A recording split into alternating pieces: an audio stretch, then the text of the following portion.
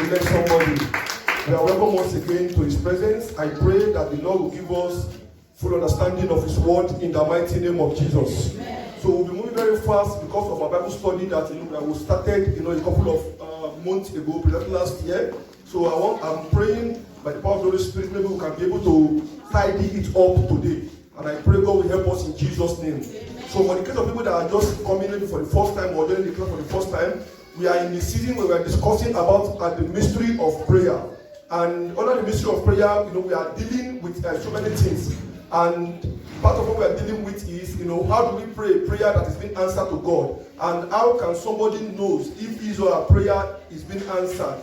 So these are what we've been discussing, for a couple of weeks or months precisely now. So I want us to understand, because I'm planning, maybe I will tie it up together and also answer the question that our mama raised. We answered the part 1 last Sunday, she wasn't there, but the part 2 will do justice to it and God grace. Amen, somebody. Amen, somebody. So I want us to know that if we want to pray an acceptable prayer to God, because we are talking about the mystery of prayer. So if we want to pray an acceptable prayer unto God, we must pray a prayer from our open heart. If we want to pray a prayer that is acceptable unto God, we must approach the prayer altar at home, in church, anywhere we are praying, even in the bus, anywhere you are going.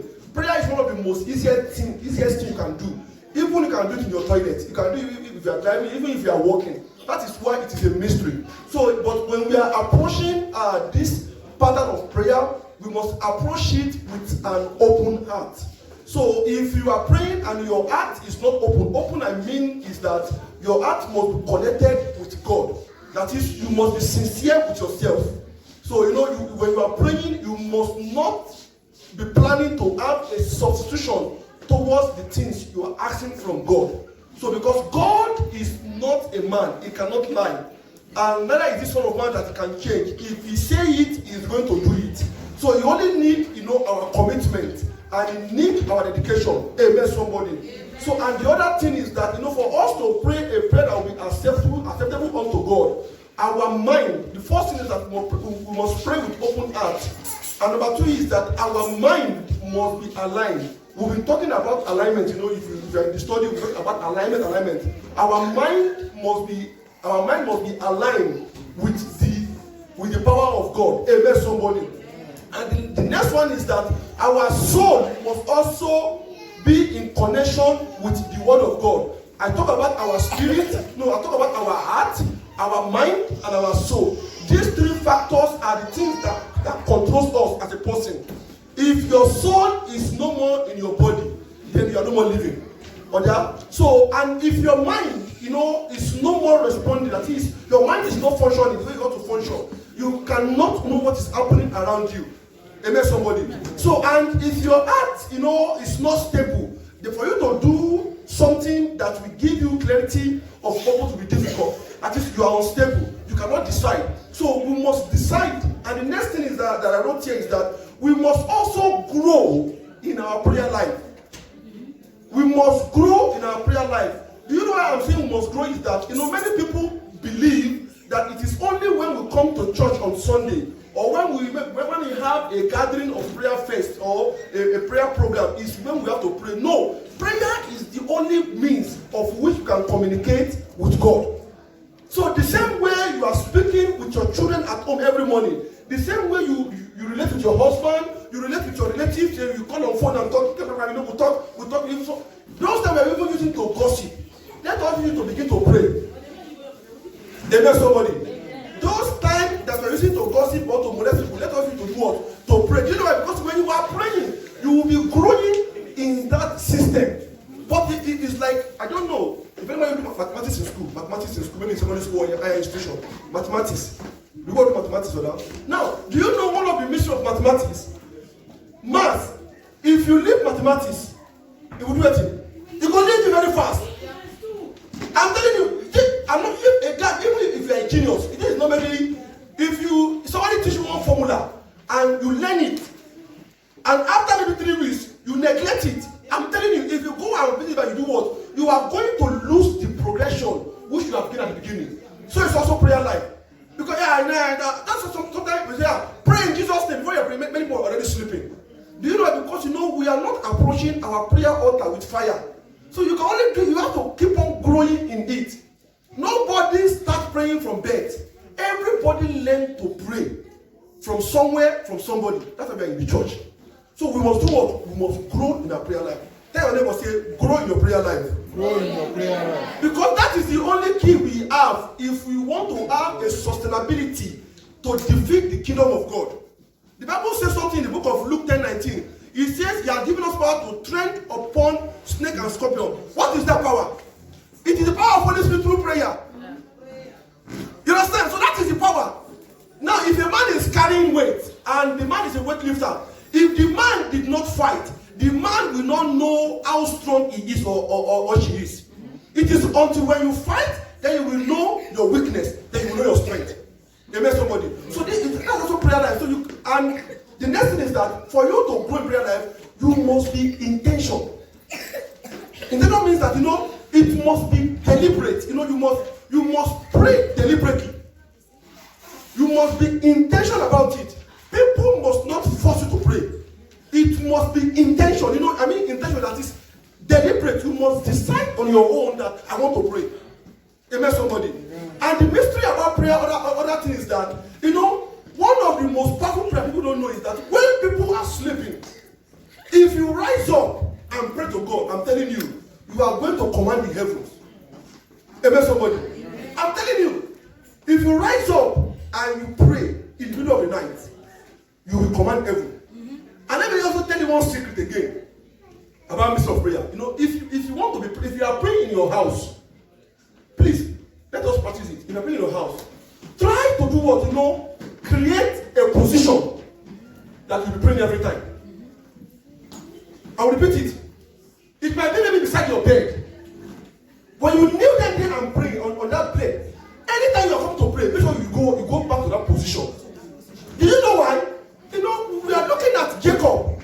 When Jacob get to the Bethel, that he saw the angel moving and going up and down. Do you know? Because Abraham, the father, have erected altar there before. That altar, when the young man came there, he says, now I know that I am in the house of God. Now I know that God is here. Because somebody has built an altar in that territory. So you must create a position that is where God will wait for you. Amen, somebody. So don't just pray. You can pray in your car. But if you are praying at home, maybe in the midnight or maybe in the morning, please know that position. This I have started. I'm talking for what I'm not saying what I'm teaching now. I am not teaching what I read. I'm teaching what I do. What I do. Amen, somebody. Amen. So create a position. That is where God will meet you. And this I'm not assuming. In that place, you are going to have revelation. Amen, somebody. Amen, somebody. So those are the pattern and the mystery that makes our prayer work. Amen, somebody. Each time when Jesus go, Bible will say that, and Jesus will depart to a mountain. Mama, Jesus don't go any place. He have a strategic place that he usually goes. Strategic. He will go there because he has created an altar in that area. So when you create that altar, God will definitely honor his word. Amen, somebody. Amen, somebody. God help us in Jesus' name. And I also say that when we are praying also, we must forget anything that we are bringing in to that environment.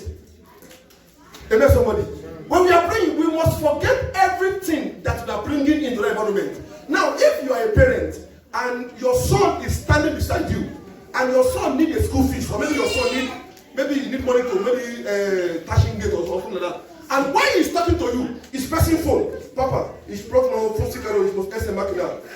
No, this is not about spiritual something now. I'm talking about physical something now. How will you feel?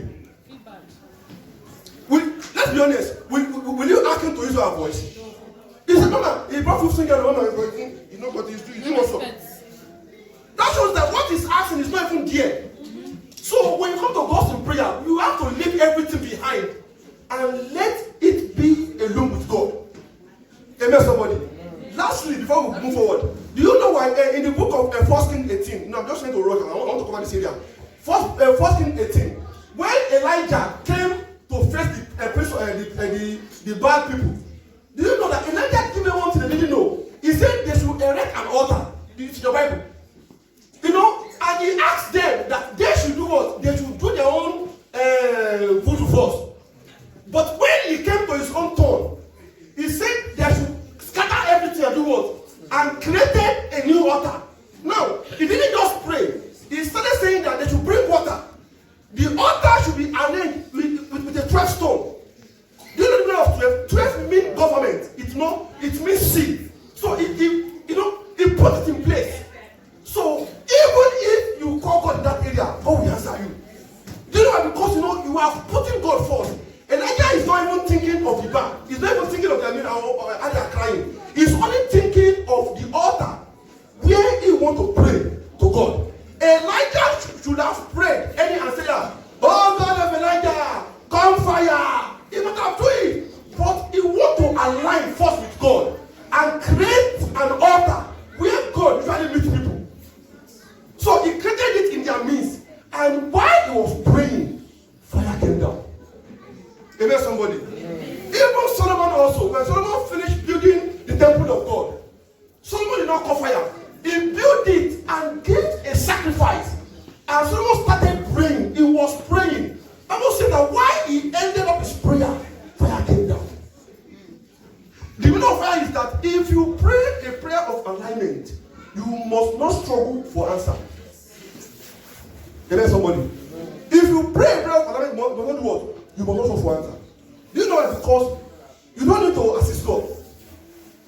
If you pray to God and God hear it, you must not struggle for answer. Because he will answer you. Amen, somebody. Amen, somebody. Amen, somebody. I want to give us some few prayer systems that we have. That we usually, again, please pick a Bible and write something. Amen, somebody. Like I said, if you're in this class, you're not writing. I don't know why you are here. I do say it every time.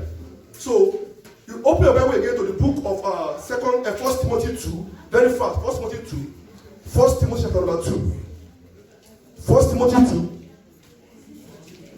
1 Timothy chapter number 2. 1 Timothy chapter number 2.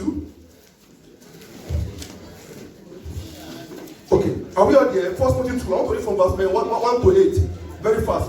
1 Timothy 2, 1 to 8. Are we out there? I'm there, okay. Let me read. It says, I exhort, therefore, that first of all, supplications, prayer, intercession, and giving of thanks be do what? By who? Be made for what? For all men. Do you see it now? Supplication, prayer, intercession should what? Should be made for all men. Amen, somebody. He said, for kings, one, and for all that are in authority, that we may lead a quiet and peaceable life in all godliness and honesty. For this is good and acceptable in the sight of God, our Savior, who will have all men to be saved and to come unto the knowledge of the truth. For there is one God and one mediator between God and men, the man Christ Jesus, who gave himself a ransom for all to be testified in due time. I'm reading to verse 8. Amen, somebody. He said, whereunto I am ordained a preacher, an apostle. I speak the truth in Christ, and I lie not, a teacher of the Gentiles in faith and verity. 8. He says, I will therefore that men do what? Can we read the verse together? Verse together. Do you see it now? He says, I told us that the word men, if you see it in the Bible, because in terms of Bible, it's talking about both gender. So it's putting men, if the Bible talk about women particularly, he will split it. So he's saying that you should pray everywhere. That is the desire. I told you, if you don't do it, if you enter Strasbourg, if you see some students, German students, most German, you will see them, while you are joking with some phone, playing maybe any music, Some of them, they will have a book. They have, I don't know which people like. They will be reading. But I don't know if people observe it. I'm you know, they're reading. Do you know why? Because what you don't read, you don't know. It's also prayer life. So if you think that I will only pray on Wednesday or on Tuesday, then you are limiting your growth in that channel. So you must pray what? Always. Amen, somebody. Amen, somebody. He said, I will therefore that men pray everywhere, lifting up holy hands, without what? Without wrath and doubting. I've said it here before now. You remember? That is the two things. When you are calling to God in prayer, you have to leave everything outside. So because if you doubt God, there is no way He can give you that you have desire. You are going to your Papa, give me money, and you think your Father will not give you. He will not give you now because you're already even doubting Him. Amen, somebody. Now, part of the system of prayer that we are having a prayer of adoration and thanksgiving. These are the first person we have. A prayer where you go, you thank God, you adore God, you praise God. That's number one. And number two is that we have a prayer of praise and worship. Amen, somebody. We have a prayer of praise and worship. The first one is a prayer of adoration and thanksgiving. The number two is a prayer of praise and worship. The number three is a prayer of intercession and supplication. Amen, somebody. A prayer of what number three? Intercession and supplication. So we work together with amen, somebody. The prayer all of us like past the next one. The prayer of warfare. God kill. God will not kill everybody. Bible says that He set a table before me at the front of my enemies. The table is not in front of people that like you. It must always be in the front of you. Do you know why? Because when the testimony comes, your enemy will know that there is God. Amen, somebody. So the table must always be in the front. So your enemy can be repent from his or her sin. If every enemy die, who want to rejoice with you?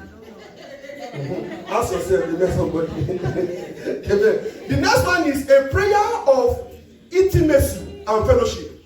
This area one day I will teach about it very broadly. Do you know why? If you want to gain power in God, your prayer must be a prayer of intimacy and fellowship. Amen, somebody. If you want to gain revelation from God, your prayer must be a prayer of intimacy and fellowship. Let us look at it like a married couple. If you are having your husband and your wife with you, now the two things you need with your husband and wife is that to have a relationship with your husband and to have an intimacy. That is, you know the deep down thinking of your man. If someone says that, Lolo, look at what G.O.G. do, you can say no. You look at no. I know G.O.G. cannot do what? He cannot do it. Because you are having an intimacy with that person. Amen, somebody. Amen. So if somebody you have an intimacy with, the person will reveal his or her secret with you. Am I lying? Somebody that you have an intimacy with, that's why some people they will have a close girlfriend.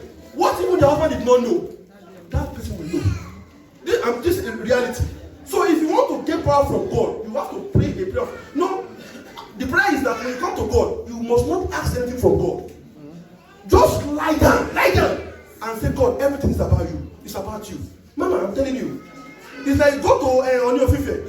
You are adoring him. If Oni of Ife have 1 million, he will give it to you. Amen, somebody. A prayer of intimacy and fellowship. When you do that, I'm telling you, you will gain strength in the spirit. Amen, somebody. And the last one I will stop because of time is the prayer of forgiveness of sin. Amen, somebody. Bible says, for all have sinned and come short of the glory of God. So now, nobody is perfect. We all know the story of Achan. Achan alone put the whole Israelites in problem. That they could not even conquer a little city of Ai. Not a city of maybe like Finnegas Valley, they could not even conquer it because of the sin of one person. So a sin of one person in a service like this can do what? Can stand as a detriment to the growth or answer of our prayer. That is why, each time we come to His presence, we must come with holy hand. There was one law in English where they call it a common law, and they call it law of equity. That he that come to equity must come with clean hands. So if you are coming to God, you must come with clean hands. Do you know that because of the hand of David was full of blood, that is why God deprived him not to build his house. Amen, somebody. So when you come, you must come with what? us in Jesus' name. I don't know. You know, sometimes we see some pastors, they will say, I was listening to a tape about a God's general. I don't know if people know about it. You know, there was diverse ministers of God. My sister, when you pray in prayer of holiness, God can answer your prayer. I'm not about maybe say, God, I'm going to sorry, Pastor, I'm do like this. Not that prayer. That when you lay hands on sick, I'm telling you, even I will just close it. Even yesterday night, I experienced it in my family. Mama, if you pray to God, I'm not trying to boast. And like I said, what I'm telling us now, it is what I practice. Amen, somebody. Amen. And don't make a mistake about answer of prayer. What might be answer of prayer to me is not what will be to me. I don't know, maybe what to be for you is not what to be to me. So don't say, this man, it doesn't have this. Not like that. God doesn't work like that. You know what I'm saying? So when your prayer answered, it will definitely show up. So if you are praying overtly, you can challenge God. You know what I'm saying? God, if you really call me, let this man stand up. You will do what? If God call you, you see, if you call you, will do what? You will stand up. Because God chose Elijah. Elijah called fire, and fire do what? It came down. Amen, somebody. Amen, somebody. Let's do just for 5 minutes. I'm going to ask a question. And the question, I've been escaping it. The question is that, about, please, everybody pay attention, please. I'm just doing it for 5 minutes. We'll leave here. Our mom was asking very important question that in the book of 1 Corinthians that we read, in 1 Corinthians 14, that there was a place that the Bible says that women should be silent in the church. Are we all together? Let's somebody open it very fast, very fast. I want us to do very fast. Tak, tak, tak, tak, tak, tak. If you can open this fast, we'll be happy. It's not yet. 1 Corinthians 14, very fast. 1 Corinthians 14, very fast. Everybody. 1 Corinthians 14, very fast. 1 Corinthians 14. 1 Corinthians 14. 14. Let's start from verse 28. We'll stop there last Sunday, verse 28. 1 Corinthians 14. Please open your Bible. Don't feel too big. Why are you feeling too big in the house of the Lord? Open your Bible. Amen, somebody. 14. I want to read from here from verse 28. Please, everybody, pay attention to what I'm reading. 1 Corinthians 14, 28. I will read it downward. It says that, but if there be no interpreter, last week we knew about it. About this area. If there be no interpreter, let him keep silent in the church, and let him speak to himself and to God. 29. It says, I'm coming. Okay, I'm done. 29. It said, let the priest. No, everybody look at me. Last week Sunday, I told us to underline one name. Do you all remember? In 1 Corinthians chapter number 1, the name is called. It's C-H-O. C-H. If you remember, I told us to remember to underline one name, just to remind you. So remember. So now he said, let the prophet speak 2 or 3, and let the other judge. Now we can see that the Bible here is talking to a specific people. Those people. One is that the people that speak in tongues, and the next one, the people that are prophets, preachers, and pastors, and stuff like that. Are we all together? Amen, somebody. It says, if anything be revealed to another that seated by, let the first hold his peace. Now, amen, somebody. It says that one says that. Sir? We're going to 34. Where? I'm going to 34, yeah. I'm just trying to build up what we're saying. 31 says, for ye may all prophesy one by one, that all men learn, and all may be comforted. And the spirit of the prophet are subject to the word, to the prophet. He said, for God is not the author of confusion, but of peace, and in all the church of the saints. You see it in your Bible? Okay. Now, let everybody read that 34. Okay, now everybody 34 together. Who have it? Is it here? Let me read here. He said, let your women keep. I will repeat it again, please look at him. He said, let your women keep what? Silent. Now, remove that yoke and put every. Let what again now? Let every women. Now, so what is the difference between let your women and let every woman keep silent? What is different? Ma, God bless you, ma. Very fast. Your women is indicating a specific set of God bless you, ma. Yeah. And every woman is general. God bless you. You see your Bible now that? It says, let what? Let your women. It didn't say, let every. Are we going somewhere? It didn't say, let every man do what? Keep silent. Very fast. We just have to know there. Keep in the what? In the church. For it is not permitted unto them to do what? To speak. But they are commanded to be under obedience, as also says the law. Now, where am I going is that the word women here, used here, is a Greek word which means gine. Gine. Gine, if you break it down, is talking about a married woman. What I'm telling you, please pay attention, please. It's talking about, it's a Greek word. It came from the word gine. Gine is a Greek word that means married women. Amen, somebody. And in the other place, if you read the 1 Corinthians, mostly chapter 11, you also talk about women also. In that area, he's talking about, I call it a gynaika. I don't know how to pronounce Greek word. You know, gynaika, Greek, they can call women into form. Gine and gynaika. Gynaika is talking about. Gineka. Yeah, because you see now, Mama, exactly, you're already in Greece now. You see, I'm not lying. So, Gineka, like what you said. So, she is talking about a woman, you know, a general woman, a damsel, like Kofo, like young girl. But when you talk about Guinea, you're talking about what? About married women. Now, in this verse now, Apostle Paul is talking about those prophets that are prophesying. They are the head of church, you know, doing things in church. Now, if they are doing activities in church, you know, as the Lord says, now I am talking now, as I'm talking now, then Mama Joy started coming out and started talking. What will happen?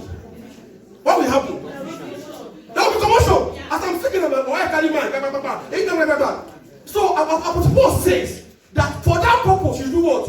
She should keep silent. Now, please, the next verse, it says that when you get home, the word learn, he used learn. If you want to, it didn't say maybe you want to receive training. If you want to get or pass in information towards that area, you have to do it through your husband. Amen, somebody. So the Bible did not say women should not speak in the church. So lastly, I want to close it lastly. Everybody open to the book of Romans 16. Everybody, please, Romans 16. You have Bible, Romans 16 very fast. Romans 16 very fast. Romans 16.